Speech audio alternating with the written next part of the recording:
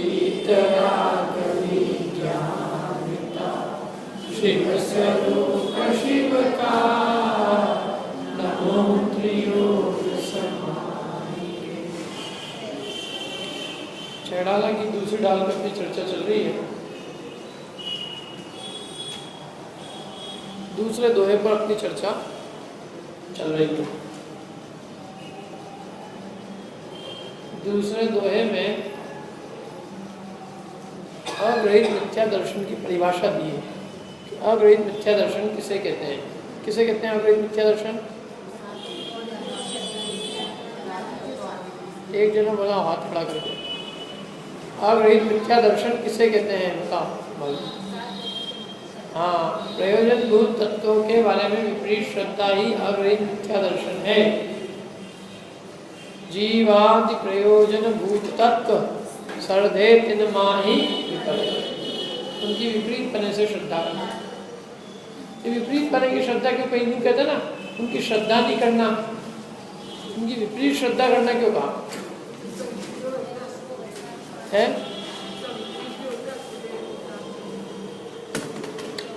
सात तत्वों के बारे में विपरीत श्रद्धान करना। सात तत्व का श्रद्धान करना सम्यक, तो सात तत्व का श्रद्धान नहीं करना मिथ्या। सात तत्व के श्रद्धान नहीं करने को मिथ्या कहना चाहिए। सात तत्व के विपरीत श्रद्धान करने को मिथ्या क्यों कहा? देखो ऐसा है, श्रद्धा तो प्रत्येक जीव की निरंतर चलाई करती है। श्रद्धा गुण से रहित कोई जीव नहीं है। सात तत्व का श्रद्धान अभी अपने को है कि नहीं है? सच्चा नहीं है, झूठा है कि नहीं है? झूठा तो है। तत्व का श्रद्धान से रहित नहीं है। जीव अजीव किसका नाम है बताओ? जीव अजीव माने आपा और पराये का नाम है जीव। जीव माने मैं, अजीव माने पर। तो अपने और पराये का ज्ञान एक श्रद्धान एक नहीं अपने को। मैं कौन, मेरा कौन, पर कौन, पराये कौन, इतना भेद विज्ञान रहता है कि किसको कितने लिफाफे देने हैं, कितने का देना है, पूरा एक एक रुपए का पाई पाई का हिसाब होता है। लिफाफे बनते 4-6 तरह के। शादी में जो बढ़ते हैं ना, जब तिलक करता है, हरा, नीला, पीला, लाल, कोड बढ़ रहे थे। इनको हरा देना, नीला देना, पीला देना, लाल देना। कितना भेद विज्ञान है। ये दूर के हैं, ये और दूर के हैं, ये करीब के हैं, ये अपने हैं, ये पराए हैं, ये उनके हैं, ये मेरे हैं, ये मेरे सासरे के हैं, मेरे पीरे के हैं, कहाँ के हैं। तो अपने पराए का किसको ज्ञान नहीं है? सबको है। इनमें दिक्कत ये है कि वो झूठा है, विपरीत है। हमने पर में अपनेपन की कल्पना कर रखी है। सभी पराए हैं मतलब, उन परों में अपनेपन की कल्पना करते हैं। ये मेरे, एक दृष्टि से सब पर है, खत्म, कोई मेरा नहीं। लेकिन अपने तो बहुत उसमें भेद विज्ञान। ये मेरे, ये मेरे, ये निकट के मेरे हैं, ये दूर के मेरे हैं, ये मेरे पति के हैं, मेरे नहीं है। तो ऐसे जो है ये व्यक्ति बहुत औपचारिकताओं में जीता है। कम तो ही नहीं अपन लोगों के अंदर अपना जिंदगी में अपन अपने प्रयोजनभूत काम तो बहुत कम करते हैं, निष्प्रयोजन काम बहुत करते हैं। हिंदुस्तान औपचारिकताओं से भरा हुआ है पूरा, बिना कोई कारण के भी। अब वो कहीं दूर कोई कुछ हो जाए, मर गया, मर के उसका हो गया, सब हो गया, बाद में पता चला 3 दिन बाद कि चले गए, 3 दिन बाद सारे तीर्थ यात्रा के सब प्रोग्राम कैंसिल करके जाएगा। अब तू क्या करेगा? अब तो चिता भी जल गई, सब हो गया, अब तेरा काम क्या है? अरे साहब, उनको बुरा लग जाएगा तो है कि नहीं? कितनी दूर दूर की और नाश की ने कहाँ की, भगवान जी ने कहाँ की जिंदगी रिश्तेदारी निपटाने में, निभाने में बीत जाती है। वो अपने बारे में सोच ही नहीं पाता कि मैं कौन हूँ। वो इन्हीं में कि ये मैं इसका कर रहा हूँ, मैं इसका कर रहा हूँ, मैं इसका कर रहा हूँ। उठाव ने शादी, गृह प्रवेश और थोड़ा बहुत जो है बर्थडे, गृह प्रवेश, बर्थडे सेलिब्रेशन। इसलिए अपने पर तो बहुत लोगों को तो बहुत श्रद्धा है अपना पराये की, कौन क्यों नहीं है। सारा उल्टा सुल्टा श्रद्धान है। वो एक चींटी को भी श्रद्धान है कि मैं कौन हूँ और पर कौन, लेकिन वो उल्टा है। इसलिए श्रद्धा तो है लेकिन उल्टी है, इसलिए अपनी ये नहीं कहते श्रद्धा नहीं है। ऐसे ही आश्रमबंध की श्रद्धा है कि नहीं है। आश्रमबंध माने दुख के कारण, संवरण निर्जरा माने सुख के कारण, मोक्ष माने पूर्ण सुखरूप अवस्था। तो अपने हैं बहुत बहुत सुख के कारण का श्रद्धा तो अपने को बहुत है। अपने संवरण निर्जरा की डेफिनेशन पूछो तो दुकान पे बैठना वो संवर है, पैसा आना वो निर्जरा है, और करोड़पति बन जाना मोक्ष। तो सुख के कारणों का श्रद्धान तो है, लेकिन क्या है, विपरीत है। और दुख के कारणों का भी श्रद्धान है। दुख के कारण क्या, तो जो दुख के कारण, जो सुख के कारण है उसमें अपने दुख के कारणों को मान रखा। तो छोड़ देना, किसी लड़के ने यदि रात को खाना छोड़ दिया हो तो बेचारे की शादी होना मुश्किल हो जाए। और कोई पूछे क्यों, क्या दिक्कत है, अरे वो हमारी लड़की वहाँ रह के दुखी हो जाएगी। तो मैं आंखें खोल खोल के सोचता हूँ कि क्या स्थिति है। रात को खाने से सुखी होती है और दिन में खाने से दुखी हो जाता है आदमी। मैंने इनकी धारणा में भी ये है कि रात का खाना वो सुख का कारण है। तो अभी धारणा में खोट है, अभी तो मान्यता में खोट है। तो छोड़े नहीं छोड़े अलग बात है। ये चीज़ खा खा के सुखी होते हैं, क्यों, रात को खाने से सुखी होएगा। मैंने जो दुख के कारण नहीं है उसको अपने दुख के कारण मान रखे। जो सुख के कारण है, जो क्वालिटी होनी चाहिए वो उसकी डिसक्वालिटी होगी बेचारे की। जैसे एक आदमी जो है वो अमेरिकन कॉन्सुलेट में गया, उसने पूछा क्यों तुम्हारी शादी हुई है, तो उसने बिल्कुल बेधड़क बोला नहीं हुई है, ब्रह्मचारी हूँ। उन्होंने रिजेक्ट करके दे दिया, जा। तो वो उसके होश उड़ गए कि ये क्या, मैं तो ब्रह्मचारी व्रत का अखंड ब्रह्मचारी तो कह रहा क्या ये यहाँ क्वालिटी नहीं है, डिसक्वालिटी है, क्योंकि तुम वहाँ जाके किसी से शादी कर लोगे, ऐसा उनको भय रहता है। अब वो तो बेचारा समझ गया कि मेरी क्वालिटी है और ये दुनिया में चल रही है कि वो डिसक्वालिटी है। ऐसे वो समझ रहा है कि मैं संयम का पालन कर रहा हूँ, मंदिर आ रहा हूँ, पूजा पाठ कर रहा हूँ, स्वाध्याय में बैठ रहा हूँ और थोड़ा बहुत संयम का पालन कर रहा हूँ, तो अच्छी चीज़ है। लेकिन उसे क्या मालूम बेचारे को कि दुनिया कितनी मूर्ख है, और उन मूर्खों की बस्ती में तू इतनी अच्छी चीज़ करेगा तो तू जो है तो दुखी नजर आएगा उनको, और बाकी जो दुनिया दुख के समुद्र में डूब रही है वो उनको सुखी नजर आता है। इसलिए दुख और सुख का श्रद्धान तो भैया सब जीवों को है। हर आदमी जो है सुबह शाम तक कोशिश करता है तो उसको श्रद्धान है दुख का कारण क्या है, ना सुख का कारण क्या है। इनमें सब उल्टा सुलटा है। मोक्ष जो है इंद्रिय विषय में, इंद्रिय विषयों की पूर्ति में मोक्ष मानता है। मैंने सुखी कौन, ये 5 इंद्रिय के विषय भोग में डूबा है वो सुखी है। जो सबसे ज़्यादा बीमार है उसको हम सबसे ज़्यादा सुखी मानते हैं। यही मोक्ष का उल्टा श्रद्धा। श्रद्धान तो है हर जीव को। चींटी को भी इस बात का श्रद्धान है कि मेरा सुख का कारण कौन है, दुख का कारण कौन है, और मेरे लिए परिपूर्ण सुख अवस्था कौन है। लेकिन वो क्या है, उल्टी है, उल्टी। इसलिए उन्होंने कहा श्रद्धे तिन माही विपर्यत्व, उनके बारे में इसका विपरीत श्रद्धान। विपर्य माने विपरीत, त्व माने पना, विपरीत पना है। विपर्यत्व विपरीत पना है। काय में विपरीत पना है, इन 7 तत्वों की श्रद्धा में इसके विपरीतता है, उल्टा पना है। हर चीज में विपरीतता है। दुनिया क्या और ये मानता क्या है, सुख के कारण क्या होते हैं और ये मानता किसको। ये जो कुछ काम करता है इसने जिंदगी में आज तक जो कुछ किया, अनादिकाल से अब तक जो कुछ किया वो सब इसने दुख के लिए किया, दुख के कारण रहे, दुखी रहा। आज तक सुख का कोई उपाय ढूंढ नहीं पाया।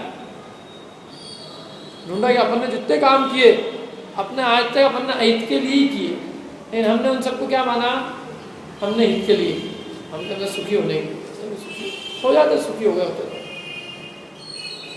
आकुलित वैसे के वैसे बने, आकुलता फिर भी बनी रही, क्या कारण जान नहीं पाता।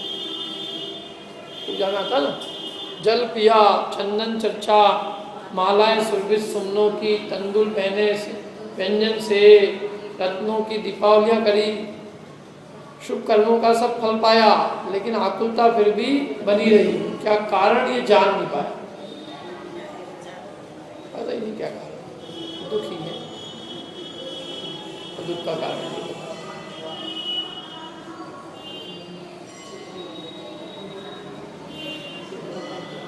तो दुख का कारण नहीं पता होगा, दुख इसलिए वो छटपटाता रहता है, चाहता है, हर जीव ये चाहता है कि मेरा दुख मिटे, लेकिन वो कारण ही नहीं खोज पाता है कि असली कारण क्या है।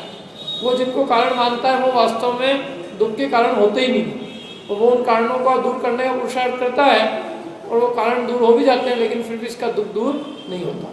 तो इसका कारण ये कि हमारी सारी मान्यता, हमारे सारे जो बुद्धि में हमारे जो श्रद्धा बैठा हुआ है दुख के बारे में, सुख के बारे में, दुख सुख के कारणों के बारे में, वो सब उल्टा, इसलिए हमारा सच्चा दुख दूर, हमारा दुख दूर नहीं होता। समझ में आ रही कि मेरी बात? बेसिक फंडामेंटल मिस्टेक है ना, मूलभूत भूल है, मूल में भूल है।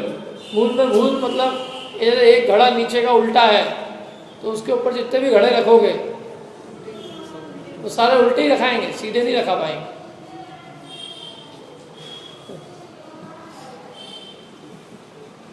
ऐसे जब मूल में भूल है तो फिर कितने ही कुछ करे सारी चीजें, वो मूल में ही भूल है तत्व संबंधी, तो ये सारे दुनिया के कितने उपाय भी करने से दुखी होता है।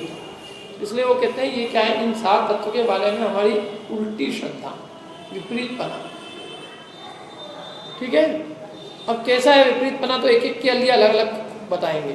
सबसे पहले चलेगा अपना जीव और अजीव तत्व के बारे में विपरीत श्रद्धा। देखो बताना है कि हमारी मान्यता इनके बारे में उल्टी है। किन के बारे में? इन सात तत्व के बारे में। लेकिन मान्यता उल्टी होने को हम ये उनको जानता भी उल्टा इस तरह से बताएंगे, क्योंकि जैसा जानता है वैसे ही मानता है।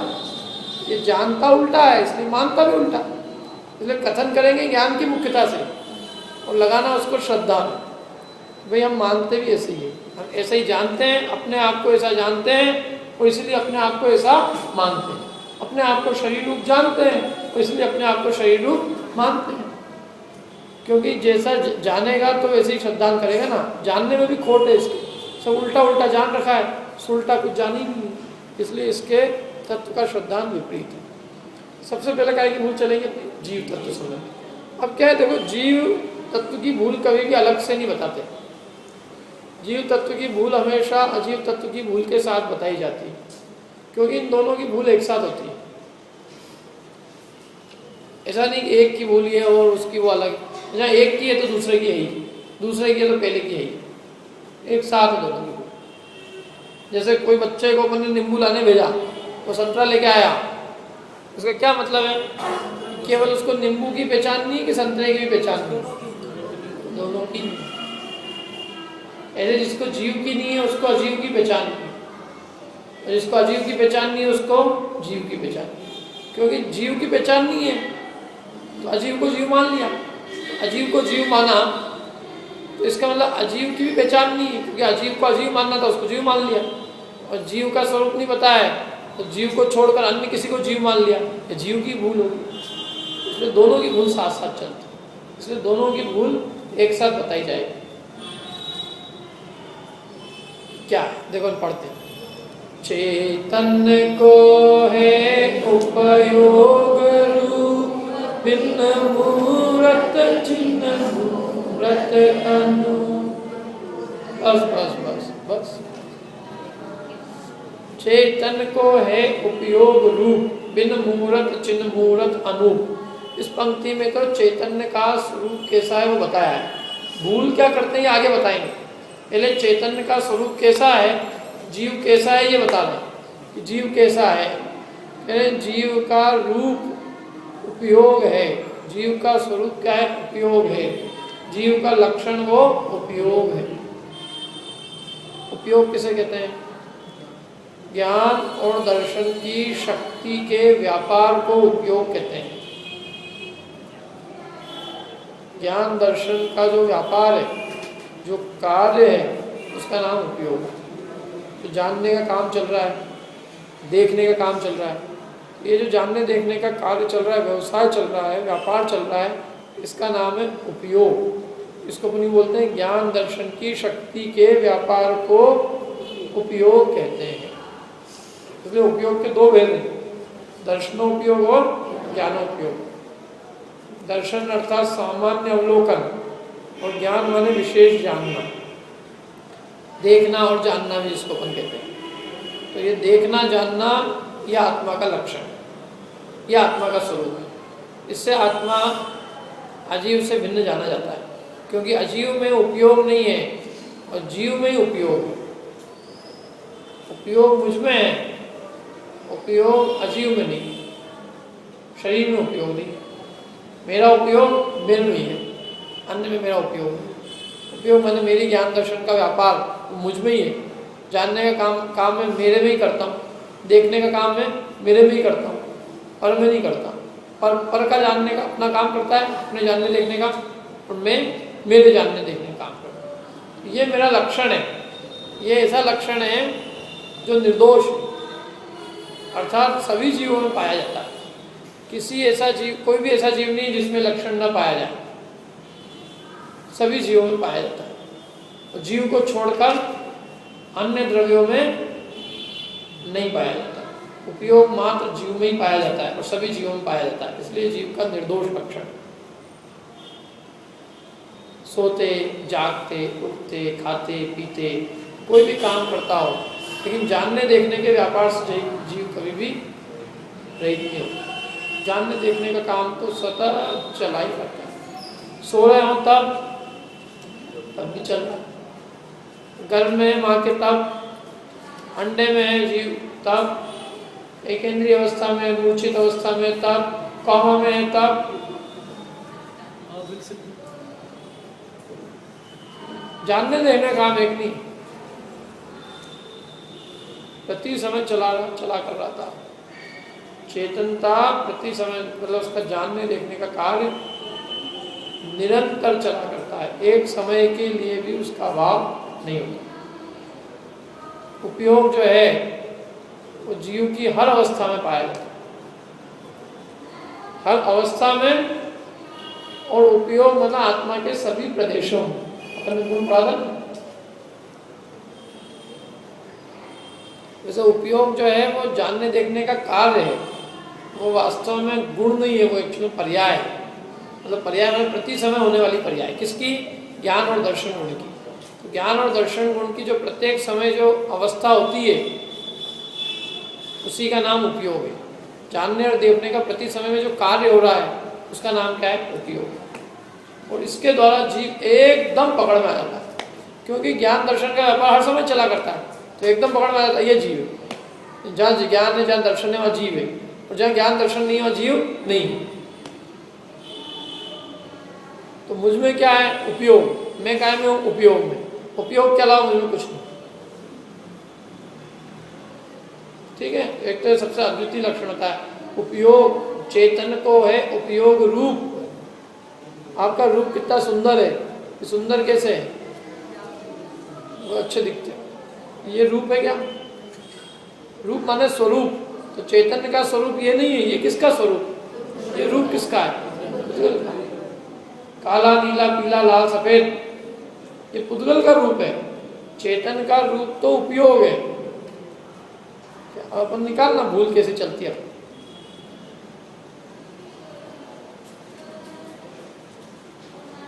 अपन तो अपना रूप क्या है, अपना बायोडाटा बने उसमें लिखो अपन कलर, फिर वो व्यवहार की बात करो, हम क्या लिखेंगे उसमें? फेयर, जो भी है उसका ये लिखेंगे अमूर्तिक, अरूपी, लिखना ही मत हो, तो व्यवहार में जो चलेगा वही चलेगा। लेकिन यदि अपन ऐसा मानते भी ऐसे ही अपने आप को, तो ये भूल है। तो समझ, कहते हैं वो भूल नहीं है, मानते हैं भूल। यदि हम सचमुच अपने आप को गोरा काला मानते हैं तो ये तत्व संबंधी बहुत बड़ी भूल है।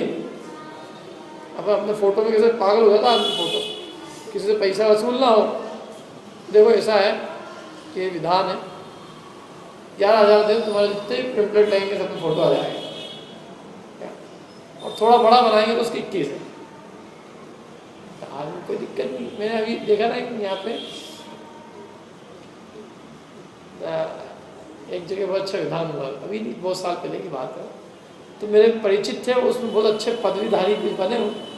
तो मैंने उनसे कहा भैया तुम्हारा उपयोग तो पूजा में करेगा, तुम तो इधर उधर वो क्या बोलते हैं वो कैमरा मैन के आगे पीछे घूमते रहते थे सारा टाइम।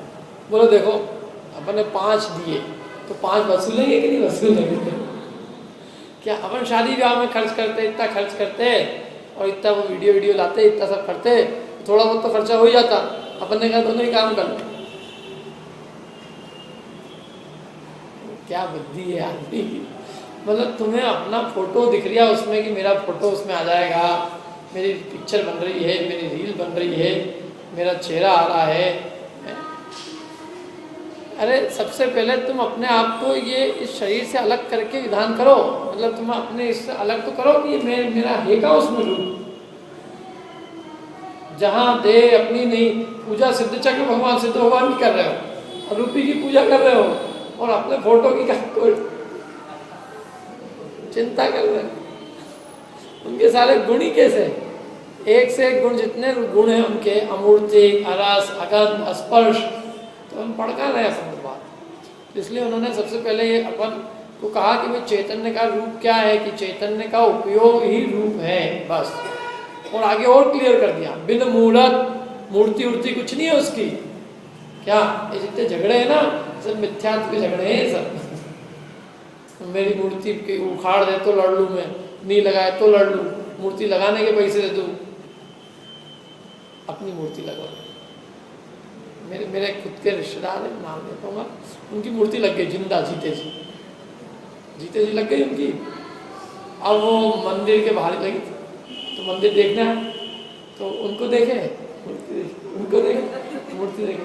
फिर एक ने तो पूछ लिया, क्यों ये सब आपकी है क्या? बोले हाँ मेरी है। बोले तो मरो की लगती है ना। बोले मर जाएंगे तो कौन देखेगा कि लगी कि नहीं लगी, इसलिए मैंने तो जीते जी लगा दी।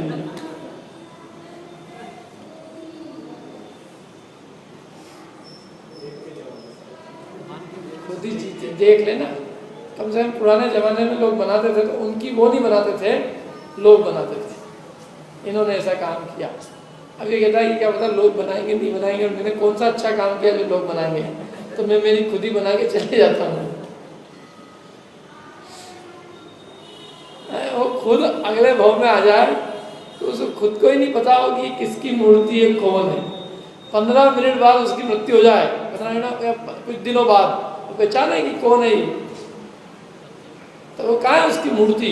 हम मतलब वास्तव में हम इतनी ये इन मिथ्या मान्यताओं के कारण इतने परेशान होते हैं, इतने दुखी होते हैं कि पूछो मत। फोटो नहीं आया, आ गया तो ऐसा नहीं आया, वैसा आया, यहाँ आया वहाँ नहीं आया, तमाम दुनिया भर के चक्कर।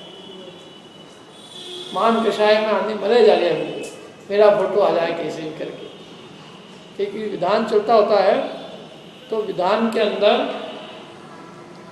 सिद्ध चक्र विधान हो रहा है जैसे, तो बोले अब जो है पारस चैनल वाला है, तो अब सब लोग भक्ति करेंगे क्योंकि भगवान की हो रही कि चैनल की भक्ति हो रही है। और महिलाएं भक्ति करने लग गए क्या, और वो सारा वो लिखे तो सारा ध्यान तो उसका है, हम लोग सिद्ध भगवान से क्या प्रयोजन है। मतलब हमने अपनी कितनी कीमत क्या कर रखी है। 2 मिनट के लिए उस पर आ नहीं जाए, 2 मिनट के लिए वो नाचते गाते कोई देख ले और कह दे कि अरे आपको नाचते गाते देखा तो ये समझता हो आज तो मेरा दिन ही धन्य हो गया।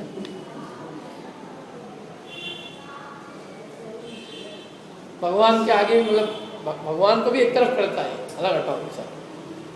अभी चैनल वाला आया, मतलब ये कोई बात है कि वो आया इसलिए नाचना है। नाचना है तो यूं नाच लो, चैनल के लिए क्यों नाचना है?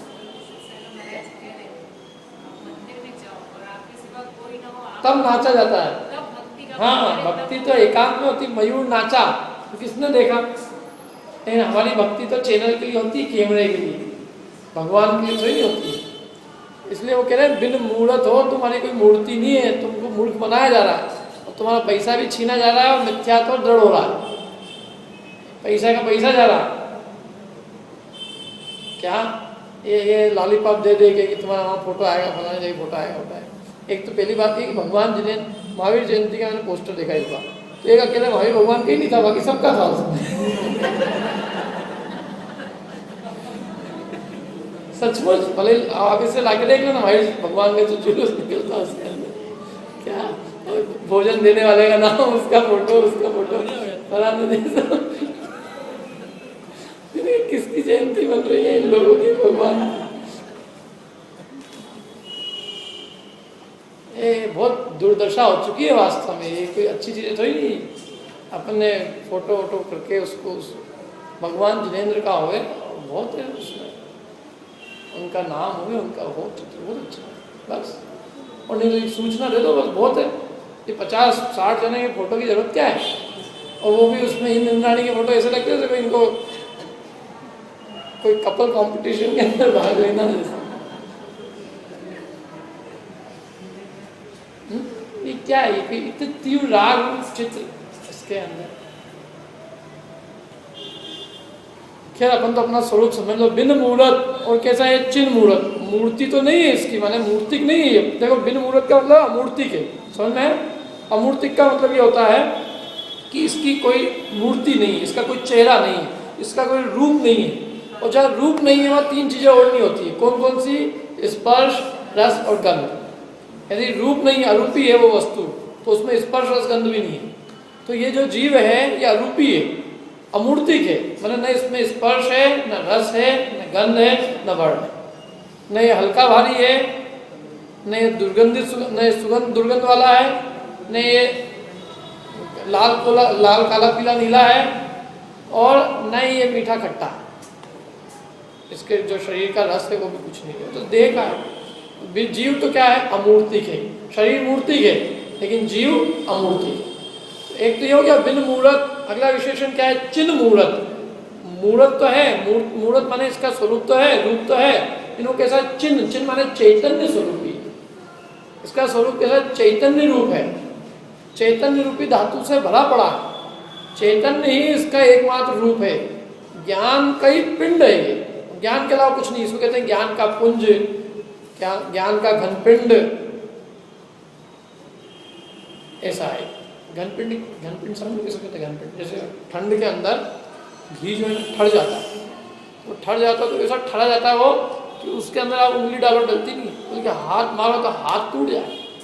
फिर उसको एक हथौड़ा लाता, हथौड़ा करके तोड़, एक कण भी, एक प्रदेश भी खाली नहीं रहने देता, पूरा ऐसा अंदर ठसा ठस भरा जाता है, ठोस हो जाता है एकदम घन जैसा, जैसे लोहे का घन हो कोई, चारों तरफ से एकदम ठोस, बीच में कुछ पोल मोल नाम की कुछ चीज।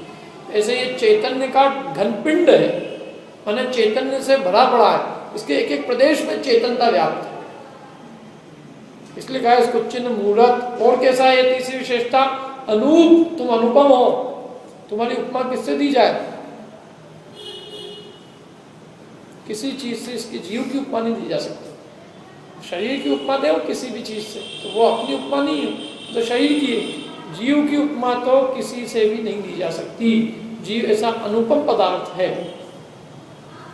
ये जितनी भी लौकिक उपमाएं दी जाती है वो सब देह संबंधी है।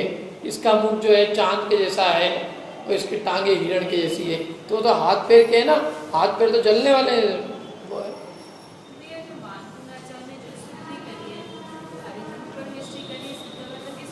अनंत अवस्था की करें, ये तो समय साल का प्रश्न ले आए आप।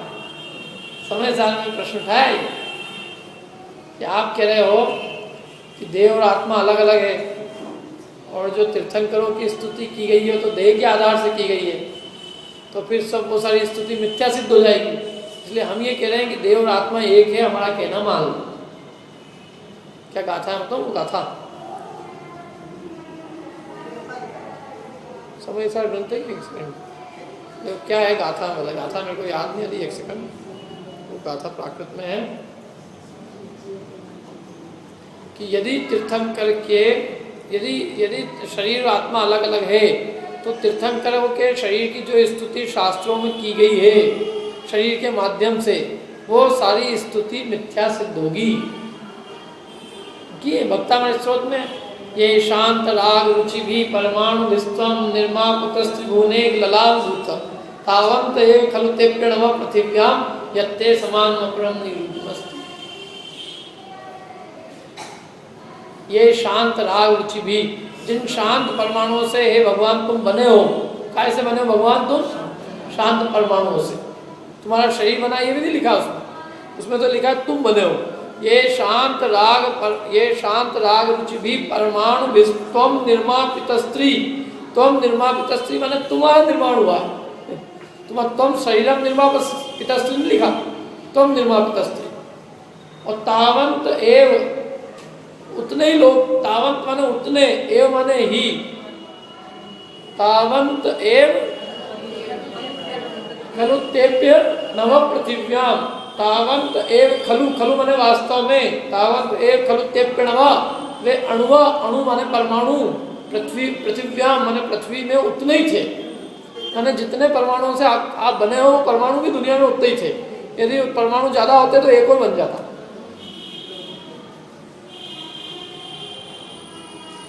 और इसलिए आपके समान दूसरे का किसी का रूप नहीं, यत्ते समान अपरम नहीं रूप मस्ती, इसलिए आपके समान किसी का रूप नहीं। तो अब ये कह रहे कि नहीं कह रहे कि आप परमाणु से बने हो, आपके समान किसी का रूप नहीं है। और भी आती है चिन्वाणी में स्तुति, दो हरियल दो सांवले, दो गोरे दो सांवले, दो हरियल दो लाल और 16 कंचन वर्ण है, ते बंदो निता। ये भी दो गोरे के ना, 7 गोरे, हाँ अनंत अवस्था की, अनंत अनंत की। तो इसका एक ही उत्तर दिया वहाँ पे, उसी वही समय साल में आगे उसका उत्तर दिया कि वो सब स्तुति व्यवहार ने से की गई है। तो सब व्यवहार ने ऐसा झूठ क्यों कहता है कि भगवान की प्रतिमा को देखकर हमको उनकी वीतरागता का निश्चय होता है। उनके शरीर के माध्यम से, मतलब उनके शरीर को देखकर उनकी अंदर की वीतरागता हमें भाषित होती है। उनकी मुद्रा को देखकर, उनके शरीर को देखकर हमारे परिणाम शांत हो जाते हैं। इसलिए हमने उनकी शरीर से की स्तुति की। यद्यपि शरीर अलग है, लेकिन वो आत्मा है ना जो उस शरीर के अंदर, तो वो आत्मा वीतरागी होने से वो शरीर की मुद्रा भी एकदम कैसी है, शांत है। और हमें तो उस मुद्रा से ही पता चला कि अंदर में ऐसा वीतरागी परमात्मा विराजमान है। इसलिए हम शरीर सहित आत्मा की स्तुति कर रहे हैं। वो स्तुति हम शरीर की नहीं कर रहे हो, कर तो आत्मा की नहीं। लेकिन लोक में ऐसी पद्धति है, जैसे नगर राजा की स्तुति करना होती है तो नगर के माध्यम से राजा की स्तुति की जाती है। ये देखो गांव कितना अच्छा है, कितना अच्छा है। अमेरिका के राष्ट्रपति की स्तुति करना हो तो क्या क्या ऐसे करते हैं, देखो वहाँ के बगीचे कितने अच्छे हैं, वहाँ की ज़मीन कितनी अच्छी है, वहाँ का ट्रैफिक कितना अच्छा है, नहीं कितना अच्छा है, इसलिए करते हैं। और हिंदुस्तान को देखो, ये मनमोहन सिंह,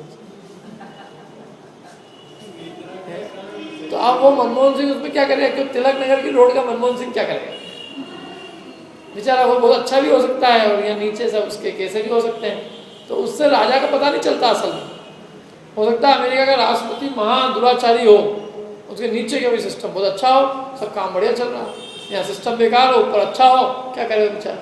तो एक्चुअल में तो नगर की स्तुति से राजा की स्तुति नहीं हो सकती वास्तव में तो, लेकिन लौकिक पद्धति ऐसी,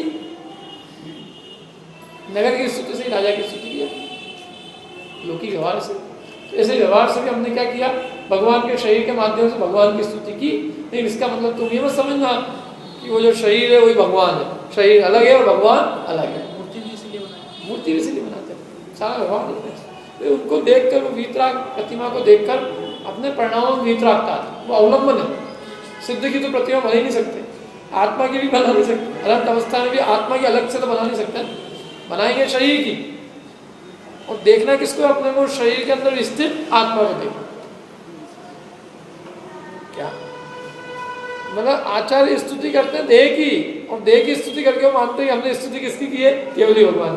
क्योंकि वास्तव में देह तो जो है देह के लिए नहीं, देह की स्तुति देह की स्तुति के लिए नहीं है, वो देहधारी की स्तुति के लिए। वहाँ पूरा प्रकरण है, वहाँ पे आप कभी कहोगे तो उसको ले लेंगे। मतलब मैंने लिया था वीर से, कब लिया था मालूम है आपको? किसी को याद भी नहीं। अभी 10 लक्षण में लिया था आपने, निश्चय व्यवहार ने समझाया था, तब लिया था ये सब पूरा प्रकरण लिया था। ये आप नहीं आए थे तब, तो पूरा यही लिया था हमने। जो आपका प्रश्न उठाया उसमें कि यदि तीर्थंकरों की, यदि शरीर जो है और आत्मा अलग अलग है, तो ये जो तीर्थंकरों के शरीर की स्तुति ये सब मिथ्या सिद्ध होती है, इसलिए हमारा कहना मान लो कि शरीर और आत्मा एक है। तो फिर उन्होंने एक ही शब्द में उसका उत्तर दिया, नए विभाग अनभिज्ञोसी, तो नए विभाग से अपरिचित है। नए विभाग क्या है फिर? नए विभाग का नए विभाग क्या है? वो व्यवहार नहीं से स्तुति, वो व्यवहार नहीं बने, वो परमार्थ का कथन नहीं करता, वो वास्तव में दो द्रव्यों को मिला के कथन करता है। यहाँ परमार्थ की बात चल रही है, परमार्थ में तो शरीर अलग है, आत्मा अलग है। ठीक है, समझ में आ रहा? जीव अमूल्य अनुपम है, जीव की उपमा किसी पदार्थ से दी जा सकती नहीं। संसार में जितनी लौकिक उपमाएं हैं वो सब देह की उपमाएं हैं, वास्तव में जीव की उपमा है। कितने विशेषण हुए जीव के? 4 हुए। पहला लक्षण बताया, पहले तो जीव का लक्षण क्या है? उपयोग। और फिर वो उपयोग होने बाद कैसा है? अमूर्तिक है, चिन्मूर्त है और अनुपम। अमूर्तिक, चिन्मूर्त और अनुपम। अनुपम एक्चुअल में जीव जो है, ये जीव जितनी अपनी महिमा ला सकता है स्वयं की कह रहा हूँ, ये चैतन्य जीव स्वयं की मतलब स्वयं अपने निज आत्मा की, शरीर की नहीं, अपने आत्मा के जीव जितनी महिमा लाए, ये जीव उससे भी अनंत महिमा बनते हैं। हम अपनी कितनी महिमा करें, अपनी मतलब अपने आत्मस्वरूप की, ऐसा है, ऐसा है, ऐसा है, ऐसा है, कहते तू उससे कई गुना अधिक महिमावंत है। तू जो है, तेरे को पर की महिमा आ रही है, तू अपनी महिमा एक बार लाएगा ना, तो सारे पर पदार्थों की महिमा समाप्त हो जाएगी। तेरी तू क्या है तुझे खबर ही नहीं। अनंत ज्ञान और अनंत दर्शन क्या वस्तु है, जिस ज्ञान में समस्त लोकालोक समा जाता है, सारा उससे बड़ा उत्कृष्ट भोग और क्या है संसार। जो कुछ भोग है वो जानने के तो है, और जहाँ समस्त का जानना चल रहा है उससे बड़ा भोग और क्या होगा। राग द्वेष है नहीं, आकुलता का कोई काम नहीं, पूर्ण सुखरूप अवस्था और ज्ञान की परिपूर्णता, इससे बड़ी अवस्था और क्या होगा। इसलिए उसको अनुपम कहा। फिर आगे कहते हैं, देखो अगला वाला दोहा पढ़ते हैं। उद्गल नव धर्म अधर्म काल इनते न्यारी है जीव ताको न जान विपरीत मान करि करे देह में निज विचार। उद्गल, उद्गल मैंने पढ़ा है सब। उद्गल नव, नव मतलब क्या है बताओ? आकार। धर्म, धर्म द्रव्य, अधर्म, अधर्म, काल, काल द्रव्य। उद्गल नव धर्म अधर्म काल, ये पांचों द्रव्य कौन से हैं? अजीव। इनते न्यारी है जीव चाल, इनसे जीव की चाल, चाल माने जीव का स्वरूप, जीव का स्वभाव इनसे न्यारा है, भिन्न। जीव इनसे न्यारा, इसलिए जीव इनके मतलब इनके कार्य को अपना कार्य नहीं माने, क्योंकि जीव की चाल इनसे न्यारी है, तो इनकी चाल को अपनी चाल क्यों मान रहे? इनकी चाल को मतलब इनके स्वरूप को। अब ये पुद्गल का स्वरूप है स्पर्श रस गंध वर्ण, स्पर्श रस गंध वर्ण की प्रशंसा, हे जीव तू अपनी क्यों मान रहा है? आकाश, तू आकाश का मालिक बना हुआ है कि नहीं? जमीन के मालिक है कि नहीं अपन सब? ये आकाश के मालिक बने बैठे हैं। पूछो आकाश से कितने कितनों को अपना अधिकार दे दिया? कहता मैं तो जैसा हूँ वैसे ही हूँ, अनादिकाल से यही हूँ। मेरे को मानने वाले, मेरे को अपना मानने वाले कितने ही आए तो चले गए, मैं तो जहाँ हूँ वहीं। हर आदमी आता है और सोचता है ये मेरा हो गया और मर जाता है।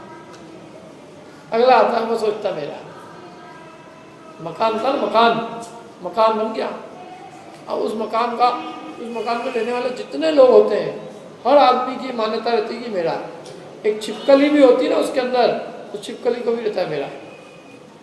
कसारी होती है मेरा। बिल्ली है, बिल्ली भी आंख दिखा दी, ये क्या है? क्यों? उसको सही नहीं, वहाँ पे भेद विज्ञान तो नहीं चल रहा। मतलब जो रहता है वो समझता है मेरा है, बच्चे से लेके बूढ़ा तक ये मानता है कि मेरा है। और ऐसा मान मान के कितनी पीढ़ियाँ बीत जाती है, तो मकान वहीं का खड़ा रहता है। मकान किसी का नहीं होता क्या? ये जरूर मान मान के मर जाए कि मेरा है, मेरा है, मेरा है, मेरा है, मेरा है। वो किसी का, उसने अपना अधिकार किसी को दिया ही नहीं। वो तो जहाँ है सो है। किसका हुआ वो पुद्गल? किसका हुआ वो आकाश? किसका हुआ? नहीं हुआ। और ये जीव क्या बनता है? उसका स्वामी बनता है। जहाँ जाता है वहाँ आदत चालू हो जाती है इसकी। आदत बाहर नहीं आता है, कहीं भी भेज दो इसको। यदि वहाँ चंद्रमा पे भेज दो तो वहाँ भी चालू कर देगा काम का। तो काम ही है ना उसका। उसका जो मनुष्य का जो स्वभाव है ना, विपरीत मान्यता से ग्रसित जो उसका कार्य है, वो काम किए बिना तो नहीं दे सकता। और ये डाकू बनने का काम है इसका। डाकू बनना माने पर द्रव्यों को हड़पना, बस। जहाँ जिस पर्याय में भेज दो, ये मेरा, ये मेरा, ये मेरा, ये मेरा, मेरा। पर द्रव्य का मालिक बनना चाहता है, होता नहीं। फिर होता नहीं तो आकुलता होती भयंकर। क्या वस्तु का संयोग तो क्या है? अपने कर्म के उदय से संयोग होता है, और कर्म का उदय होता है तो वियोग हो जाता है। जब संयोग हुआ तब भी अपन उसके मालिक नहीं हो गए, संयोग में आया है। संयोग में आया मैंने अपने साथ है। मकान का संयोग हुआ है, मकान के हम मालिक नहीं हुए। और हम क्या मानते हैं? हम मकान के मालिक हो गए। ये माने कि भाई मकान का अपने पुण्य के उदय से 2 दिन का मकान का संयोग मिला है, और यहाँ पुण्य का उदय करा तो ये मकान नहीं रहने वाला है, मकान का संयोग बढ़ जाएगा। मैंने ये जो दिया गया है वो किसके द्वारा दिया गया है? वो पुण्य कर्म के उदय द्वारा दिया गया है। ये उसने भेजा ही अपने लिए। ये अपन ने अपने पुरुषार्थ से कुछ नहीं कमाया है। ये सब उस कर्म की दी हुई सामग्री है, और वो कर्म की दी हुई सामग्री वो कर्म के इशारे से चलती है। कब तक उसको रहना है, उसका सारा निर्णय करने वाला वो कर्म है। मैं निर्णय करने वाला माने वो कर्म के उदय के अधीन है उसकी व्यवस्था। कर्म कोई चेतन नहीं है, वो कर्मोदय के अधीन है। तो वो कर्म का उदय जब तक है तब तक अपने साथ है, जब कर्म का उदय खत्म, नष्ट। पुरुषार्थ देखो, पुरुषार्थ जो है, पुरुष का अर्थ उसको कहते हैं पुरुषार्थ। पुरुष माने चैतन्य आत्मा, पुरुषश्चिदात्मा, और अर्थ माने प्रयोजन। तो पुरुषार्थ आत्मा का प्रयोजन क्या है? सुखी होना।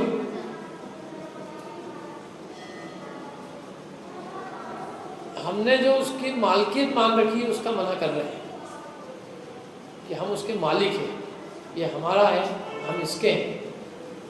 सम्यक दृष्टि के भी जो है, सम्यक दृष्टि व्यापार तो करता है, व्यापार नहीं करता ऐसी बात है। पंचम अवस्था मृत्यु तक व्यापार करता है, लेकिन वो ये नहीं मानता कि मेरा हो गया। कोई मानता है कि भाई मैं व्यापार कर रहा हूँ तो मेरे राग के वशीभूत होकर कर रहा हूँ, क्योंकि नहीं करूँगा तो और आकुलता होगी। लेकिन आना नहीं आना वो वास्तव में कर्मोदय के अधीन है। अरे जितने बड़े बड़े पदवी है ना, सब कर्म के उदय के अधीन है। सारे काय का पुरुषार्थ क्या बने?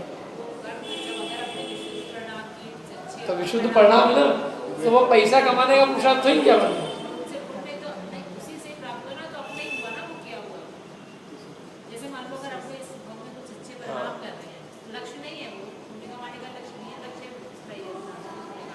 तो वो बराबर है, लेकिन दी हुई किसकी है? वो हमने उन भावों से, हमने परिणाम हमने किए, पुण्य हमारा हमने बांधा, इसलिए आप कह रहे हो कि हम वो अपना ही हुआ ना।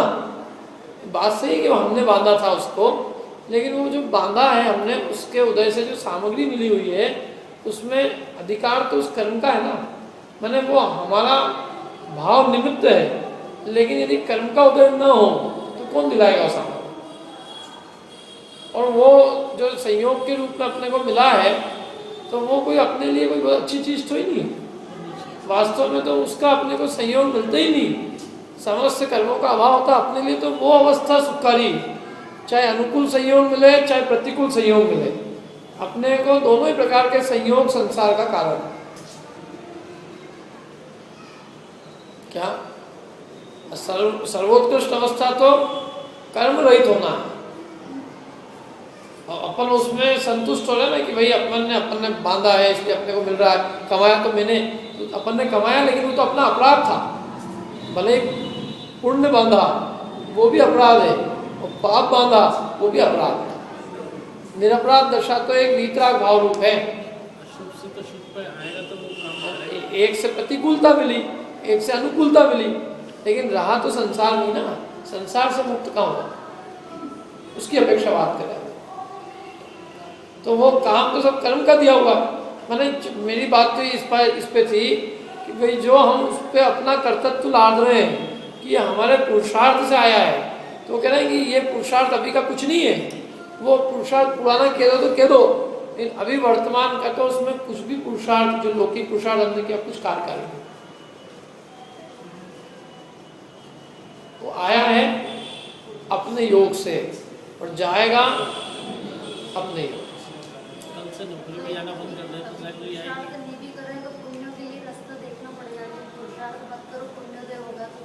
हाँ, ऐसे बहुत सारी कहानियाँ हैं अपने पुराण में। सातवां भाई कुछ नहीं करता था, उलाना देते थे, उसको घर से निकाल दिया